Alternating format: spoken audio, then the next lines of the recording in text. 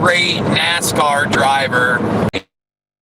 And Donnie Trump, Big D, called him out on Twitter yesterday and said that he should apologize to all the people at NASCAR and the FBI agents. Well, the people at NASCAR that had his back, and then the FBI agents that had to work on the case. I think it was something like 13 FBI agents had to confirm. 7 people watching, 4 thumbs up, guy.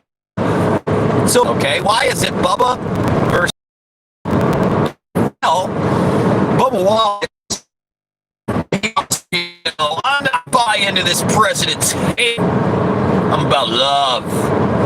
We're not buying into the president's hate. What fucking hate are you talking about? Like, look, man, you want to talk about Saudi Arabian arms deals? You want to talk about drone bombings in Yemen? You want to talk about the brown people that are being just eviscerated in the Middle East? The Eurasian total domination, the global spectrum dominance of that region? We can talk about it. You want to talk about some race-baiting bullshit that is just incorrect? Well, I'm going to challenge you on it. So let's talk about Bubba Wallace in general. Not a great NASCAR driver, apparently. Not one of the top dogs. All right? Also has a white father, and that's going to come into play in a moment. So Bubba Wallace, his father is a white guy. All right? Now, Bobby Green, who's an MMA fighter, his father is a white guy. There's a difference. Bubba Wallace, his biological father is white, and Bubba Wallace probably had a pretty damn decent home life. Now, that is not to say that Bubba Wallace never experienced racism, especially in a sport like NASCAR.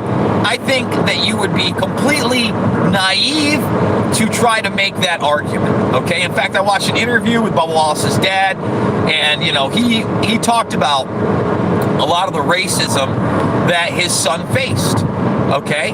Man, 35 people watching a video.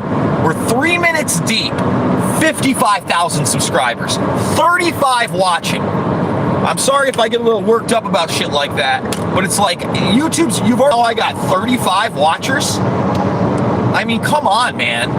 What a corrupt platform. And they're right up there with Twitter, and that's what we're going to get into. They're pushing social media divisiveness. So now Bubba Wallace is this big hero against Trump, despite the fact that he did cause a race hoax. All right? And, you know, he's claiming all this racism. Look, again, I'm not saying that no one's ever been racist towards Bubba Wallace, but he ain't helping himself. And he ain't helping anybody with his comments. Now, on the flip of that, Bobby Green, who was adopted in foster care, wins a UFC fight a couple weeks ago, pulls his father in next to him. He says, "Dad, come here. Come here. I want everybody to know this." He goes, "You know, these riots, they've been crazy. The world's crazy right now. I just want to let everybody know that you cannot defeat hate with hate. You can only defeat hate with love." And he goes, "This is my dad right here." He says, "This is my dad." You know, he goes, "I judge no man by the color of his skin, but the content of his character." Quotes Martin Luther King Jr. You see that on the news? You see anybody playing that? Nobody. Nobody. In fact, when I cut that out and I put it on Twitter, and if you doubt me, go check this out yourself. I did a whole video on it, did it live, because I was going to do a video on how it was a feel-good story that Bobby Green was pointing out again the words of Martin Luther King Jr. and trying to bring people together with peace and real love. Not Bubba Wallace love. That doesn't include everybody, okay? And that's the truth. He's dividing people, all right, with his hoax. That got sensitive content. That literally, if you go to my Twitter feed, go to media, okay, Jason, twitter.com/Jason Burmis, go to my media, probably like 5 to 10 tweets down, maybe a little bit more. There'll be one from a few weeks back that says, this tweet contains content you've chosen not to see, or is sensitive content. And it's a man preaching the love for his father and the human race, and again saying You need to judge people by the content of their character, right? No one wants to talk about that. So Jack Dorsey, all you people, you're the problem. You're the problem. You're the problem. And it just burns me up inside when you got a guy like Bubba Wallace wearing a mask with the American flag on it, perpetuating into COVID 1984. And then again, I'm on the road, so I'm listening to a lot of talk radio, a lot of news radio. And I listened to that press conference yesterday with Trump's press secretary. And it lists literally half a dozen times they bring up either Bubba Wallace, NASCAR, or the Confederate flag. Maybe more than that. And continually try to attack this guy as some kind of a white nationalist promoting, neo-Nazi ideals. And that is just not correct. And this woman several times has to bring up Jussie Smollett. She has to bring up the Covington kids. And the media takes no responsibility whatsoever. They will never come out and say, we fucked that one up. No, they'll just push the next hoax, like the Bubba Wallace noose hoax. That was not a real thing, all right? Not a real thing. And now it's, despite that not being a real thing and that noose being there for 13 months, I think, something like that, right? Noose. It's not a noose, it was a pull hanger. They'll still attack the president, and they'll still, like when I went to the Daily Mail yesterday, all right? Boom, top story. Top story. That's the top story. Drives me nuts, man. It drives me so nuts. And again, I wish there was somebody else that I could point to in this new 2020 presidential race, right? I wish there was a third-party person I could get behind. A Cynthia McKinney, the former congresswoman out of Georgia that also happens to be a black woman who doesn't preach hate, who doesn't preach divisiveness, who again understands the words of Martin Luther King Jr., understands that individuals from every race, creed, color, sex are good people. They can have bad people too, right? That's the content of that character. And we need more of that and less of the gotcha moments. And that's what the press seems to be about. 62 watching. Wow, we doubled the 62. 1/1000th of my audience. 1/1000th of my audience is here. All right, guys, thank you so much. I wish Ventura was running. If Ventura was running Green Party, I would actually probably go campaign for him. That's the truth. And I disagree with Jesse on a whole lot of different subjects.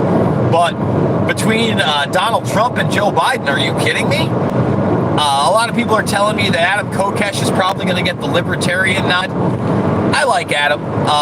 However, any kind of anarchy I just can't get behind, or no government, or non-aggression principle stuff. I mean, you're almost talking about like zeitgeist level delusion on some point. A lot of people will disagree with me there, but come on. Government is something that needs to be small. It needs to be reined in. And the bigger it gets, the more corrupt it's going to get. Local governments are corrupt. Local police departments are corrupt. But then you get up into those upper echelons of things like the FBI, the CIA, the NSA, they're even more corrupt, right? You go in and you got your city councilmen, there's some corruption there. Then you got your Congress, a little more corruption there. Then the Senate, oh my goodness, look at all that corruption. You see how things work, right? And until we have a system where money and power don't influence our injustice system, we're never going to get that all men are created equal and that nobody's above the law. Even despite all those other corrupt politicians, when they're talking about Trump especially, nobody's above the law. We'll make up Russian collusion. Nobody's above the law. We'll make up Ukraine gate. Meanwhile, nobody's above the law. Why did you allow the man to pump 100+ missiles into Syria after no chemical attack happened in Duma? Oh, that's right. You promoted that chemical attack in Duma that never happened. You bought into the lies. You don't really care about black lives or brown lives or any other lives other than your own. unless it fits your political agenda. Because I assure you, the genocide that has happened over the region is much more egregious than anything that could happen here. I shouldn't say could.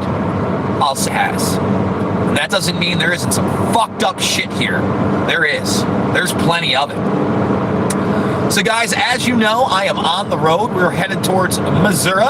Just left Cleveland, Ohio. Did some great videos yesterday. One with Taylor Hudak of Action for Assange. Did a really nice walk and talk with her at one of the parks. It's like 10 miles, not even, away from the Cleveland area. And remember, several cities in Ohio. There's several cities in Missouri where we're going. If you're looking in the background, if you can see anything, you'll see I'm surrounded by trees. You know, the overpopulation myth is a myth. The myth that we're all going to get sick and die from COVID 1984 is another myth. So we are on the road trying to find my forever home. And Missouri is the next stop. Kansas City is the main spot, but St. Louis is so closer. Probably going to spend the night outside of that area. That's only like a 9-hour drive. Remember, I need your support now more than ever. We're fully demonetized this, and I can't even get 100 people on my live streams despite what? 55,000 plus subscribers because of the algorithm. So $5, $10, $15 big donations. They mean the world to me right now, guys. When we get off the road, we'll try to do another one of those like actual videos, maybe another AMA. We were actually able to produce a decent looking video yesterday on Ghislaine Maxwell and whether or not she actually has the tapes that Epstein supposedly had. We did like a 45-minute thing. I just got to find another good hotel with good internet tonight, and we'll try to do the same. And I do want to thank all of those that have already donated, that do spread my information, that share the links, because without you guys, I wouldn't be able to do this. We're on media month 13 that I've done this on my own, nobody else. And I thank you from the bottom of my heart, because it is what I am truly passionate about, and it is what I'm going to try to do through the rest of my life. Make a difference, tell the truth, inform people, and protest injustices wherever they are. I love you guys, and I'll see you on the flip side.